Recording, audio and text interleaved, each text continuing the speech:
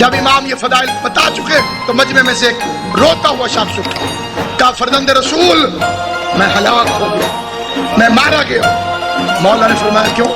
کہا مولا میں بیمار تھا، مجھے اس فضیلت کا پتہ نہیں، ایک رات کے بدلے اتنی اجرت، مولا اگر مجھے پتہ ہوتا میں مر کیوں نہ جاتا، میں ضرور جانتا۔ اب یہ اگلے سال آئے گی، پتہ نہیں میں زندہ رہوں گا کہ نہیں۔ امام فرماتے گھبرا نہیں، علی کے دو لڑے ہوئے شیعوں میں صلح کرا دے، اللہ تجھے لیلۃ القدر کا ثواب عطا۔ پورا مجمع حیران ہو کے پوچھتا ہے مولا اتنا آسان؟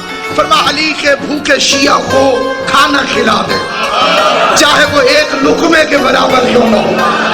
ہم نے فرمایا مومن بیمار ہو جائے اس کی عیادت کے لیے چلا جا، خالی تو اس کا مزاج پوچھے گا کہ تیرا کیا حال ہے، بدلے میں اللہ تیرے سارے گناہ معاف کر دے، تجھے لیلۃ القدر جتنا ثواب